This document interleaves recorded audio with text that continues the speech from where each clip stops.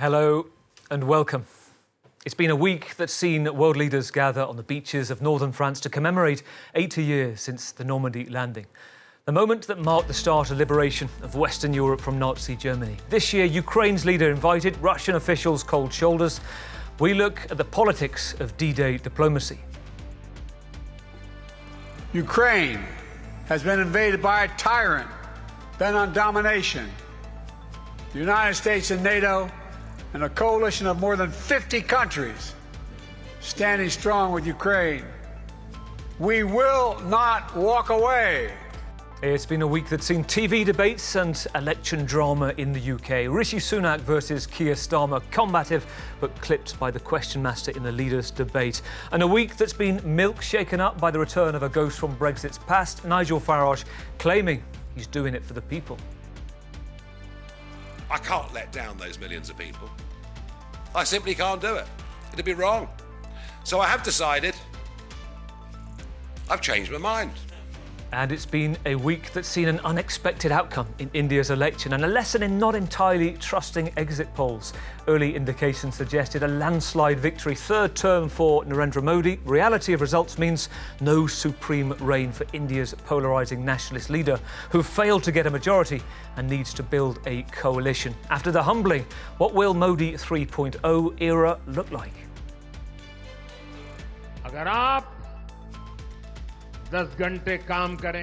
If you work for 10 hours, Modi will work for 18 hours. If you walk 2 steps, Modi will walk 4 steps. Joining us from the International Press Corps this week, in the studio we have Richard Worley, correspondent from Swiss-German outlet Blick, also the author of Ball of Illusions, How France Sees Its Health, How the Rest of the World Sees France. Thank you. Nice to see you again. Now, first of all, Richard, just tell me what's caught your eye in the news this week. What have you been focused on? Well, clearly Normandy. Normandy, D-Day, as you know, Switzerland was neutral. So Switzerland was the only island of peace in the middle of Europe. So that was interesting. I went there a week before the ceremonies, and I was stunned by the number of French and people from other countries coming and greeting the veterans, greeting the Americans. You know, we are in a country, France, where very often anti-Americanism is going on. But there it was all about, we love America, we love the GIs, and thank you, even 80 years after. That was tremendous. We've also got Lila Jacinto with us, French 24's International Affairs editor. Lila, what have you been focused on? I've been focused on the Indian elections, which we will presently hear about. Well, enough said. We're going to get to that. Also, Victor Mallet, the FT senior editor and author of 2 books, both on India. Interesting time at the moment. Was it a complete surprise to you, Victor, the result? The Indian election? Yeah. Not a complete surprise, because actually there were indications sort of in the later phases, because the election is done in phases, because it's such a huge country, that Modi was not going to do quite as well as previously anticipated. So no, but it was nevertheless a big shock for Modi, I think, and a sign that, you know, hubris in a democratic system that functions properly is something to be avoided. Yeah. Great to have you all on the programme. Well, if we begin, it has been a time of remembrance. Sunrise, Thursday, Gold Beach in Arromanches, northern France. A lone military piper, Major Trevor Macy Lilly, playing a lament, and began the 80th commemorations of the D-Day landings.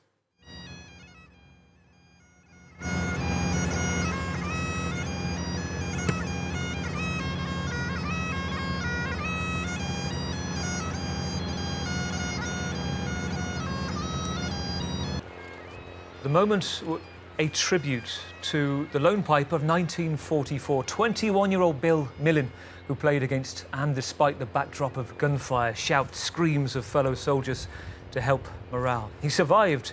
German sniper accounts in later years suggest they thought he'd gone mad and spared him. In all, along 5 beach heads, codenamed Gold, Omaha, Utah, Juno and Sword, 7,000 landing craft delivered 156,000 Allied troops, and with a heavy cost to life, turned the tide and began the end of the Nazi regime. Well, for the foreign leaders who headed here this week, President Biden Zelensky, Prime Minister Sunak, Trudeau among them. Their involvement is part of a D-Day diplomacy that goes back to 1984, US President Ronald Reagan's first invite. Well, fast forward 20 years, and another key moment in reflecting current geopolitics at the time, President Bush, who spoke of the importance of Western allies in the midst of his so-called war on terror in Iraq, Afghanistan. That year also saw a D-Day invite extended for the first time to German leader Gerhard Schröder, seen here embracing, I think we'll see, President Jacques Chirac presently. Or it will come up.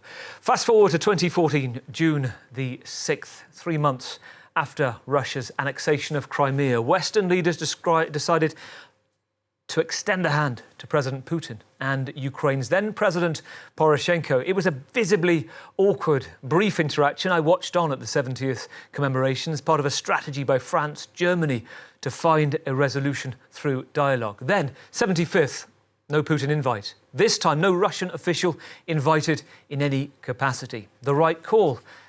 Richard Worley.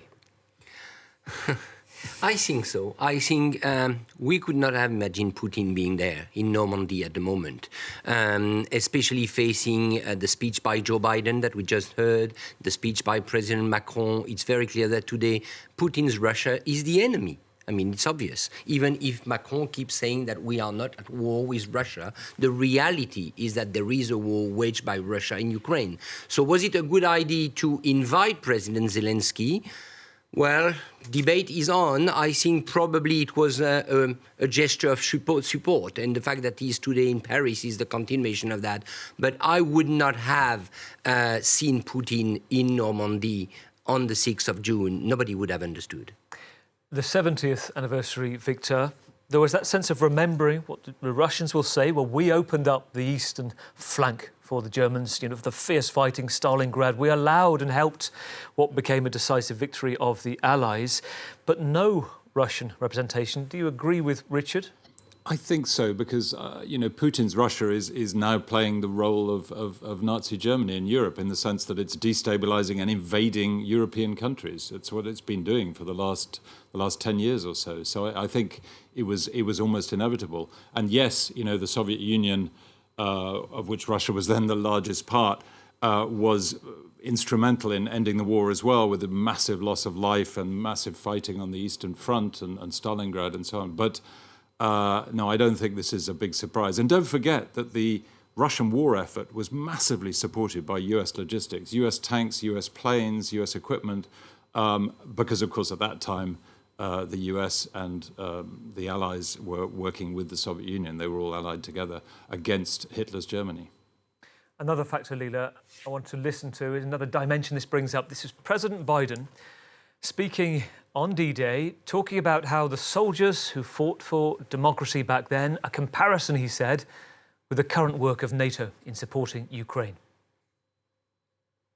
We know the dark forces that these heroes fought against 80 years ago. They never fade. Aggression and greed, the desire to dominate and control, to change borders by force, these are perennial. The struggle between a dictatorship and freedom is unending. Here in Europe, we see one stark example. Ukraine has been invaded by a tyrant bent on domination. The United States and NATO and a coalition of more than 50 countries standing strong with Ukraine. We will not walk away. Leila, I was talking earlier to a former advisor to President Obama, who said it could be seen as quite a dangerous speech because at the time they were talking about all allies being heavily involved in conflict, and you have to be careful with your words. Was that, in your view, a useful, accurate comparison? Well, I mean, that was the purpose of all this coming together. D-Day was being used as a way to show Western unity with the new enemy, who was the old ally. So No, I mean, I don't find it controversial. I find it very much part of the what I call pomp and symmetry. That this is the period that we're heading into right now. We've got a NATO meeting coming up in the US. We've got the Ukraine Peace Summit coming up next month. We've got the G7. We're very much heading into a period where we pat our backs, the West, and we look back, commemorating the past and sort of rally everyone to a future, which is actually not known because, by the end of this year, there's going to be an election in the US, and we don't know how much support there will be. And sort of papering over, how... I mean, there are two ways to look at our response, but, our response has been coming in drips. So, it's there's a lot of campaigning, if you ask me, going on today at D-Day. Biden apologizing to Zelensky, for instance, for the weeks of waiting for U.S. funding. That's a dig at the Republicans in Congress. So we sort of paper over how long did it take us to send Abrams tanks? How long did it take us for us to get F-16s in? They're still not anywhere. How long did it take us? A sort of yes, a sort of no for Ukraine to target, to targets inside Russian soil. So I mean, enjoy the splendor and let's enjoy the last victory we had 80 years ago. It's a good point, actually, because it's a kind of drumbeat of a similar narrative. Thank you. And yet we want more. And that's what we're seeing this week. Zelensky here in Paris. Richard, I'm interested in what your thoughts are on President Macron using the moment to announce the sale of fighter jets to Ukraine. My understanding is not going to be a sale of fighter jets. I think he's going to give them away. I'm not sure he's trading the jets. Yeah. And the second announcement was the possible coalition of instructors, of military instructors, possibly going to Ukraine. Macron has been accused of using the moment because the European elections are coming in on Sunday. So he decided to do it. He probably considered that it's good because it's the moment to do it.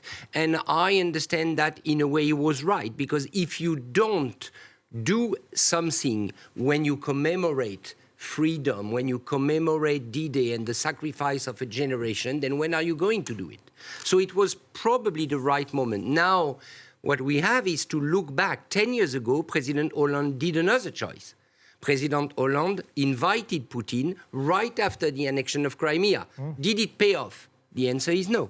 So clearly, Macron took the conclusion that it's better to fight or to stage the fight on the commemoration of D-Day rather than to try to diplomacy again. The words were there at the time, weren't they? It looked like things could work, both in Normandy. I remember I went to Minsk. I watched that summit take place, the Normandy format, where there was some hope. Yeah, that's true. There was Normandy format. Freezing the lines, but it came ultimately to very little. We've seen the full offensive since. Victor, I just want your take on the fact that we've now seen, coincidence, a Vladimir Putin press conference in St. Petersburg today, where he's talking about the continued rhetoric, the upping the ante, the threats from Western leaders, to which case he said those who are looking and threatened by Western leaders themselves, other countries, he would consider now arming them. What do you make of that bounce back? Yeah, I mean, I think this is a very worrying phase. We could be in a sort of 1938 position, and a lot of this rhetoric and speechifying in Normandy is about essentially preparing people for the need to prepare for a possible war, or at least to make sure that we have the defenses to prevent a possible war involving Russia. So and the counter argument, if you like, the Putin argument, I suppose, is to say that we're more like in 1914 and we're sort of sliding towards an unnecessary war. But I think the Western powers, including Biden and Zelensky and everybody else, are saying, look, if you want to avoid a war that is really going to affect Western Europe in an even bigger way than it's already impacting it, you just need to massively boost your defenses. You need to make sure that Ukraine wins the war and so on. So you've got a kind of, there are two narratives out there, the Trumpists, I suppose, and Putin are sort of saying, look, we don't need a war between Russia and Western Europe. we just want to get on with Ukraine, and the Western powers are mostly saying, actually, the problem is Russian aggression. The problem is not the West, and we have to prepare for further Russian aggression. So the East Europeans, the Poles, and people in Scandinavia, the Finns, and so on, are all getting prepared. And I think people who are sort of further out in the west of Europe are realizing that they are also going to have to make more preparations, spend more money on defense, unfortunately, and get their people ready for making real sacrifices, which so far has not happened at all, really, in the sense of that sacrifices were made in previous wars or preparations for previous wars. I mean, the threat that Putin had of, sending Russian weapons to another country to possibly target Western interests is a lot of bluster. I mean, it's aimed at just dividing public opinion. Which countries are going to take this? It's not like Cuba and Venezuela can even get their arms. I don't think any country really wants to be targeting Western interests and incur the wrath of the US. So that was just bluster. Yeah, I mean, there is that sort of sense of Munich, you can give in to the Russians and give them what they want, but then will that actually stop, the progress of Russian aggression? And most people would say probably not. So. I agree, and a big difference. Keep in mind that 10 years ago, when Hollande decided to invite Putin for the 70th birthday, at that time, Putin was not waging the threat of nuclear weapon every given week. Now that's what he's doing. Every given week, he say, I'm going to nuke you. Yeah, I think that's a sign of weakness, though. I think the fact that he makes these threats maybe, every but now you and don't then invite. You don't invite to a ceremony on freedom, friendship, and sacrifice someone who wants to transform you if somebody's finger is on the trigger at the same time. Exactly, into dust. And there is another sudden surprise side plot to the D-Day diplomacy, and it's a perfect time to extend the invite and bring in Chris Morris from London, seasoned BBC correspondent in Turkey, India, across Europe, now in charge, Chief Executive of Full Facts, the information website. Chris, before we talk about this other sense of diplomatic faux pas, for want of a better word, just explain to us the raison d'etre of Full Fact. Yeah, we're basically the biggest independent fact-checking organisation in the UK, Gavin, and we fact-check politicians. We obviously did a lot of fact-checking of health claims during the pandemic, and elections are big moments for us because at the moment in the UK, trust in politicians and in politics in general is at a 40-year low, and we believe politicians have to set an example by running election campaigns which are as honest and transparent as possible. I have to say, it appears that they're not always listening, but we're going to continue saying it. And so what we do is fact check the manifestos, which are coming out next week. We fact check the election debates, and we try to hold people to account because we don't really care who people vote for, but we do think it's really important that all voters have access to good information to enable them to make informed choices on the issues that matter to them. And we can't underplay the value of your work, the work that we as journalists do, and particularly what you're doing. Ursula von der Leyen, the chief of the European Commission, recently called the barbarians at the gate speech, saying one of the biggest threats to Europe is Russian disinformation.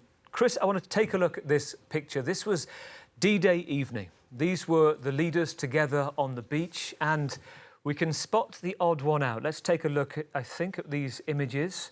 This is, here we go. Macron together with Scholz, together with President Biden. And we have David Cameron, a blast from the past, Chris. And this is a big row going on right now. Where was Sunak? Hashtag. It's been met with absolute incredulity that in the middle of an election campaign, when the Prime Minister and his party, the Conservatives in particular, are trying to shore up their support amongst older voters, that he left the D-Day celebrations early. And he did that in order to take part in a political interview with ITV, the independent television channel here, an interview that's not even going to be broadcast until next week. Now, he says, oh, but I was there for all the ceremonies involving British veterans and I did what I thought I could do. These arrangements were made weeks in advance. But it is very notable because, as you know, politicians don't fulsomely apologise all that often.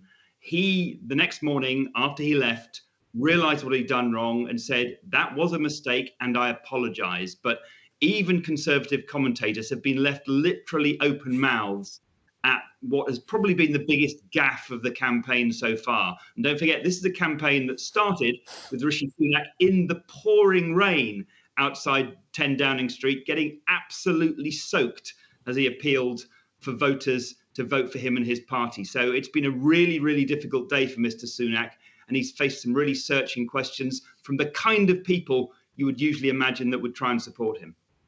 Richard, Chris saying this is the biggest gaffe so far. How does it resound with you on this side of the water when you're watching from a French perspective and seeing a British leader leave early? Well, really difficult to understand on a political point of view, first of all, because I believe for a prime minister, especially a prime minister campaigning, being there at the ceremony with Joe Biden, Emmanuel Macron, Olaf Scholz, I mean, this is where he should have been. So escaping this ceremony, you just don't understand. And if it appears that this is for a TV interview that is not even broadcasted, which I didn't know, then you start to believe that his entourage is really poorly trained and poorly qualified. So that means the house of the Conservative Party or the house of Rishi Sunak seems to be crumbling. Yeah, and it's a gift to Reform UK. You know, the right is split between the Tories and Nigel Farage's Reform UK, which is, you know, Nigel Farage was the guy who brought us Brexit, essentially.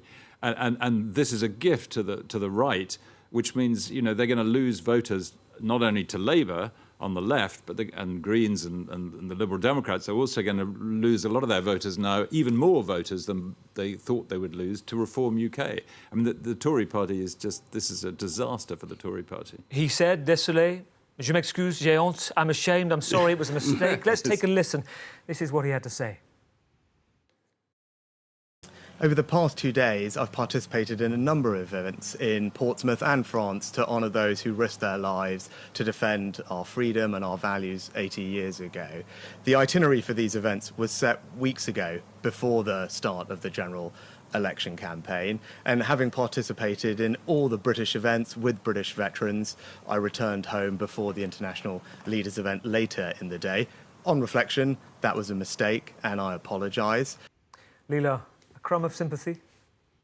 From me? No. It's entirely fitting. You know, this Prime Minister, I'm sorry to say, is utterly charmless. And I have no idea how he stands a chance come July 4th. We'll pause a second only because we believe there's right as we speak, talking of D-Day, we have President Zelensky at the Elysee Palace right now, and there's about to be a press conference. We're going to dip in and out of that and just get a sense of what the leaders are saying, wrapping up this trip, but particularly for President Zelensky, who's been here for the commemoration. So we'll take the speech, if it happens, in the next few seconds. But in the meantime, Leila, you were quite clear on the faux pas. As it stands, little sympathy your way. Yes, you know, I have to say, Gavin, I just find it so intriguing to see, you know, a Prime Minister of Indian descent, you know, crack down on immigration the way he has. OK, are we ready for... We're ready to... Let's have a listen to what President Macron and President Zelensky have to say.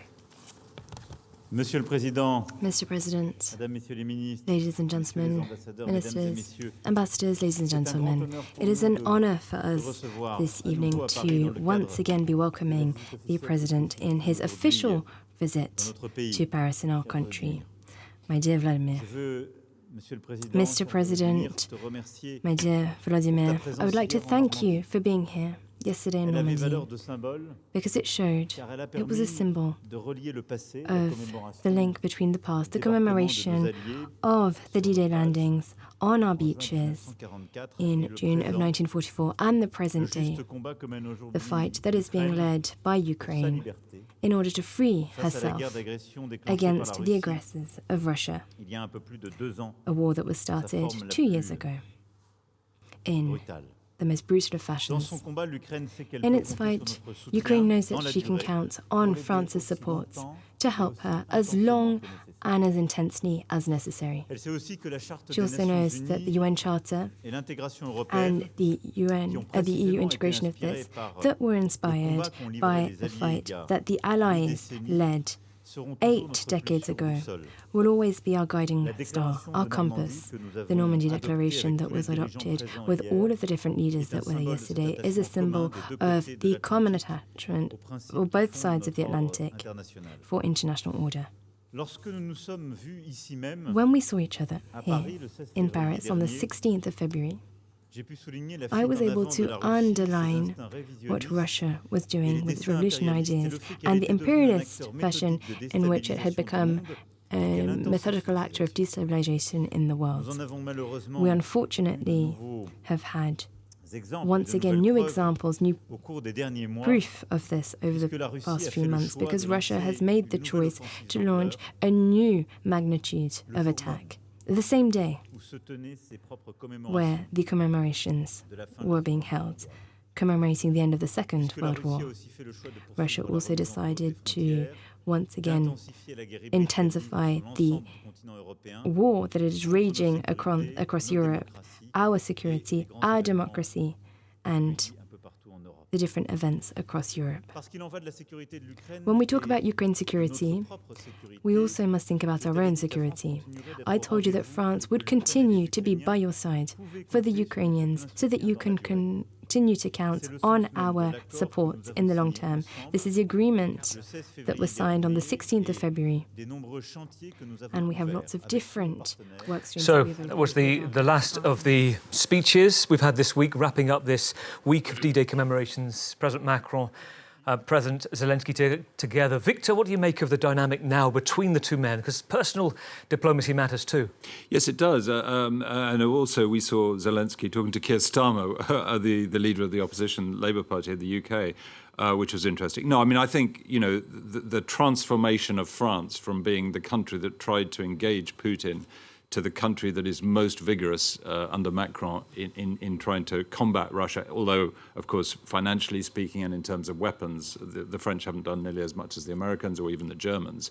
But in terms of public discourse, you know, Macron is really right out there in front saying we have to do more, and he's found kind of new friends in Eastern Europe that he didn't have before, that were very suspicious of him because he was so chummy with Putin in the past, and that I think is the dynamics that's changed. I mean, the personal dynamics between the two, I suppose that's something for them. You know, obviously in public they're all matey, but it was really interesting as well to see the way Zelensky kind of interacted with veterans. You know, there was one veteran who grabbed him in Normandy and said, you know, you're our hero, and he said, well, I'm not the hero here. You guys are the ones who saved, you know, freedom and democracy for the world. I mean, it was quite engaging, and I think Macron is obviously, as I think Richard said, is using this as a way of kind of telling the French to vote for him and his party in the European elections, which are coming up in France. Let's take a look at that moment. This is President Zelensky meeting one of the veterans on the beaches.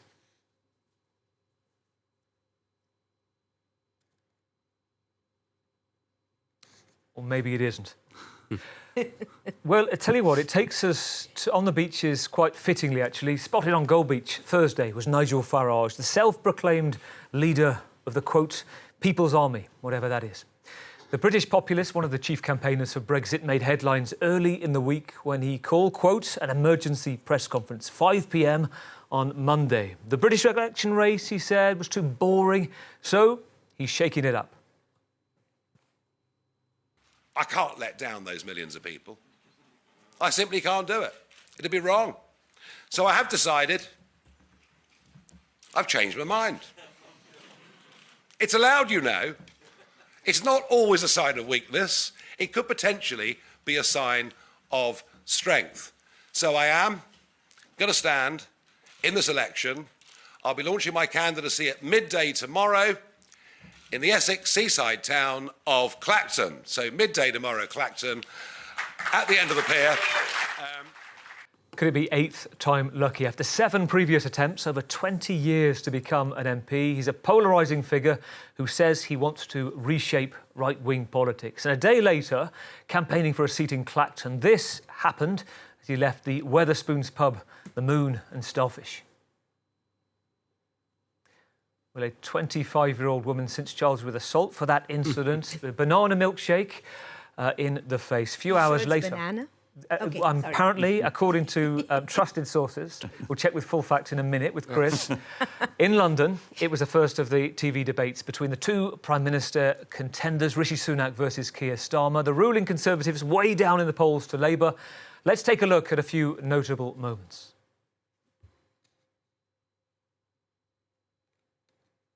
Well, it wasn't that notable because I don't think we can get that. Let's first go to Chris Morris. Chris, there was polls saying no winner out and out on the night. YouGov saying maybe Sunak edged it, 51%. What were the key moments for you? I mean, it's a pretty niggly debate, a slightly strange format as well, in which answers were only allowed to be 45 seconds long. So there were literally questions like, what would you do about peace in the Middle East? You have 45 seconds. So, it was tricky even for the most accomplished of politicians. And I really do, I think there's a broad hope that some of the debates to come will allow the candidates to speak for slightly longer. Obviously, Mr. Sunak, the Prime Minister, is way behind in the opinion polls, so it wasn't particularly surprising that he went on the offensive a bit. But it just reminded me seeing those pictures of Nigel Farage. And whatever you think about him, I do think he's probably the most influential British politician of this century so far, because of what he achieved in taking Britain out of the European Union. But the one thing no one is talking about, the biggest single thing that happened in the 14 years that the Conservatives have been in charge, have been in government in the UK, Brexit, no one's talking about it. The Tories don't want to talk about it. Labour doesn't want to talk about it. So a lot of what's being talked about at the moment is in the moment. It's about the cost of living. It's about tax. It's about the state of the health service. And I do think it's going to be a pretty niggly campaign with Keir Starmer, essentially, the Labour leader, trying not to make too many mistakes. Because we may be looking at opinion polls in India and thinking opinion polls are not always correct. But he appears to be so far ahead that at the moment, his main aim, if you like, is to tiptoe across the floor, Ming vase in hand, and not do anything. Well, let's take a look. Here's a flavour of what happened on the night. This election is all about a choice. More of the chaos and division we've seen for the last 14 years, or turning the page and rebuilding with Labour. Beyond raising your taxes and raiding your pensions, no one knows what Labour would actually do. But you know what I would do. I'll cut your taxes, protect your pension, and reduce immigration. The NHS is broken. Be honest with us. How long will it take to fix it? We are now making progress. The waiting lists are coming down. But what Keir Starmer didn't mention to you, which you did, Julie... Waiting list 7.2 million, they're now 7.5 million. He says they're coming down, and this is the guy who says he's good at maths. Yeah, they are now coming down. They are now coming down. 7.2 when you said you'd get them down. 7.2 million, they're now 7.5 million. I'd like you to explain how they're coming down. Because they were coming down from where they were when they were higher. 7.2. And they're now on their way down. They are down, right? Chris, I mean, there's two other claims that stand out to us on this side of the water. First of all, Sunak talks about English schoolchildren being the best readers anywhere in the Western world. You've looked at that claim. Is he right? It's one of those classic ones where it depends which statistic you pick, because it appears to be based on a study which was done in 2022 among 9 and 10-year-olds, in which England came out very well. But if you take another study, which is actually much more widely used among 15-year-olds, then English schoolchildren are well behind pupils in Ireland, in Canada, in the United States in reading in English. So it's one of those lies, damned lies and statistics moments. But I think most people would think that the English education system, and don't forget when I say English, I do mean England, and because it's a devolved issue where the education system is slightly different in Wales and Scotland. But the education system in England, like many public services, needs investment. And one of the things actually that neither main party are talking about, as well as Brexit, is the genuine difficult economic choices that will face any incoming government, because they're both saying we're not going to raise taxes. They're both promising to protect public services, and they're both promising not to raise the national debt. And if you do all of those three, you've really got to ask, where on earth are you going to get the money to do anything? The other thing, Chris, that affects this side of the water is the boats going to the UK, the migrant boats and the Rwanda plan that Rishi Sunak spoke about in the debate, claiming that almost 20 European countries believe you need to return people to a safe country. Where does he stand on that claim? Yeah, he basically claimed that loads of countries around Europe were trying to follow the controversial Rwanda plan, which his party has been trying to implement. It's been held up in the courts. They've so far sent one person back to Rwanda, and they volunteered to go there. So it's not exactly been going well. The claim they made is not quite right. Other countries have expressed an interest in processing asylum seekers in a third country. The difference is none of them are planning to adopt the big feature, if you like, of the UK plan, which would remove asylum seekers' right to seek asylum in the UK altogether. As soon as they came off a boat, stepped onto the beach in Dover, they would be sent almost immediately to Rwanda, and then their right to seek asylum in the UK would be forfeit. And opponents of the plan say that is clearly, flagrantly in violation of international law. Interesting listening to Chris. Richard, what do you make of the debate as a spectacle in itself? Well, first coming back to Nigel Farage, I was a bit surprised, but I'm sure Victor and Chris will answer my question. Nobody mentioned Boris Johnson.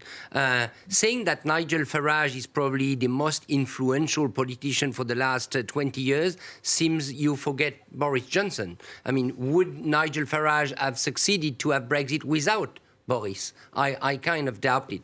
So secondly, coming to the question of what the Conservatives have to say, I understand that they really have no success to put forward at the moment. When I listen to Sunak, when it comes even to the Rwanda plan, if only one person has been sent to Rwanda, I mean, that's ridiculous. So it seems to me that you have 14 years of the Conservative Party, and at the end, now, no real success to put forward to the people.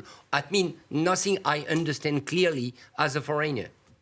Very interesting counterfactual. What would happen if there was no Boris Johnson? Would there have been a Brexit? But remember, Nigel Farage, as Chris well knows, goes back decades. He was shouting in the European Commission. He was shouting at the Parliament, at Herman Van Rompuy. The old Commissioner say you're nothing but a damp rag. He's let himself be known to a lot of people. Leela, Farage is an entity. Do you think we are seeing potential game changer in shifting the Conservatives to the right, or have we reached peak Farage now?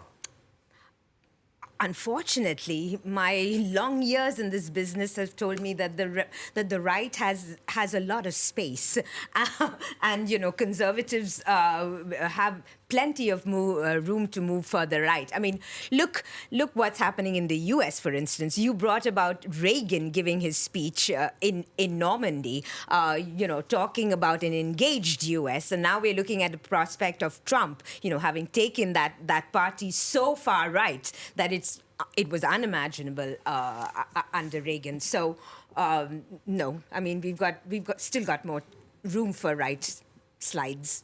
Still more room. I just want to briefly go back just for a second, because we were talking about D-Day today, and in the midst of our conversation, we know that President Macron is speaking at the Élysée Palace alongside President Zelensky, who has just started speaking. So let's have a listen for a moment to what he's got to say.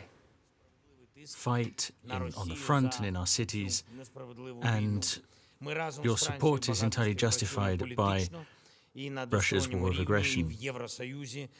There's a lot of bilateral support from the European Union as well, and we particularly appreciate our economic cooperation with France and all of the agreements that have been signed to help improve weapon production. Recently, we signed agreements, and there will be many more coming in the future.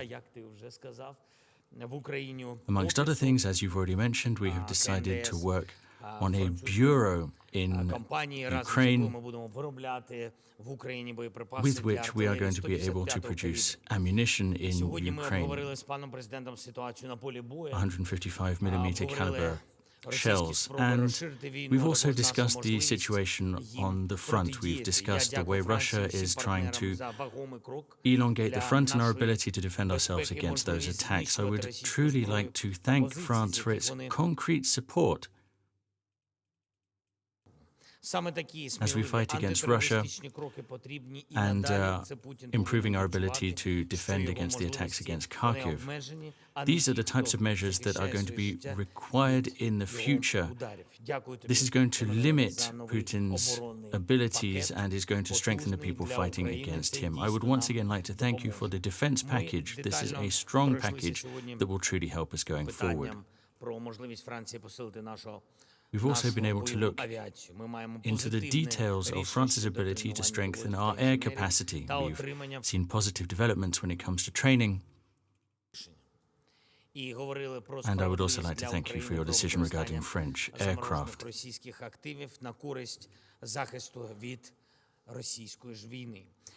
I'd also like to thank your decision to allow us to use frozen Russian assets as we defend against Russia. There are decisions that have already been Okay, so we're watching President Zelensky saying thank you again for French aircraft. The announcement this week that Mirage aircraft are being sent from France to Ukraine on the week of D-Day. No coincidence, the timing that President Macron chose. So that's the culmination of the D-Day visit, the official visit from President Zelensky.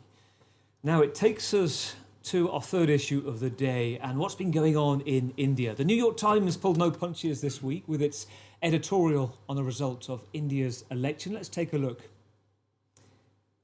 The New York Times talks about Narendra Modi fell to earth after making it all about himself. Tuesday saw a big surprise. Results became clear in the world's biggest election. Around 1 billion people eligible to vote.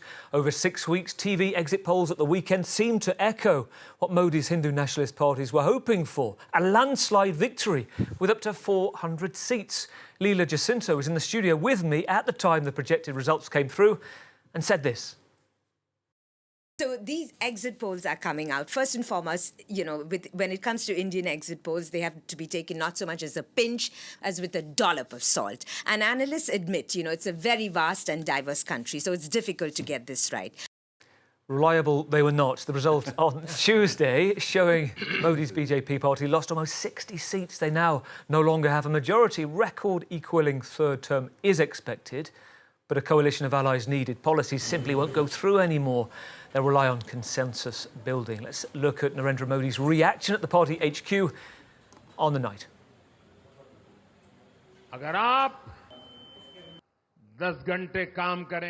If you work for 10 hours, Modi will work for 18 hours. If you walk 2 steps, Modi will walk 4 steps. हम सभी मिलकर देश के लिए काम करें हम देश हित को सर्वोपरि रखें Let us all work together for the country. Let us prioritize national interest above all. Only then will we be able to achieve our goals. Our constitution is our guiding light. देश बड़े फैसलों का एक नया अध्याय लिखेगा. Leela, let's start with you. You watched the speech. What did you think of that moment? Were you sensing a humbled man? Well, I mean, his first words, his greeting, he said, Jai Jagannath, not his standard Jai Shri Ram. This is Hail Lord Ram. This is the God for which Modi inaugurated a temple on the site of a mosque that was destroyed by Hindu fundamentalists. This was his big populist Hindu nationalist moment. He begins his speeches, he always begins his speeches with Jai Shri Ram. But guess what happened on this election? The real shocker. The BJP, the Hindu Nationalist Party, did not win the Ayodhya constituency, the Faizabad constituency. This was supposed to be the big populist move that was going to get Modi his supermajority of 400 seats out of 543 seats. But what happened? The people around Ayodhya were not that taken in by the temple primarily. And this is important because they have a big section of the population outside the city that are Dalits. These are the really low strata of society. And those were not the people being served by Modi in the last 10 years. Chris and Victor, both seasoned correspondents, spent time in New Delhi. Not to go on like the British election TV interviewer, but you've got about 30 seconds each, starting with you, Chris, before the end of the programme, on what's your takeaway from this week? What does it mean for India? I mean, 2 things briefly, Gavin. One, we've come an awful long way from when I was in India 15 years ago, when Narendra Modi was banned from the United States, his role as Chief Minister of Gujarat in anti-Muslim riots in 2002. Now India is an absolutely vital US ally in terms of containing the expansion of China in the Indian Ocean and just as a growing economic superpower. But Modi is a consensus builder. Modi is someone who can lead that kind of coalition building. When you look at the kind of people that have supported the BJP and Modi for a long time, like the Hindu nationalist RSS, they are not the people that like to speak in the words of coalition and consensus. So I don't doubt his efforts to work many, many hours every day as he promised in that clip. But as a consensus builder, far less certain. Victor, for the purposes of balance, we're going to come to you in our next programme as our regular guests. We will come back to you on this. Stay with us here on France 24. Thank you to everyone tonight, to Lila, Jacinto, Richard Worley, to Victor Mallet, Chris, Morris as well at fullfact.com in London. Stay with us. In 7 days' time, we'll be back for The World next week.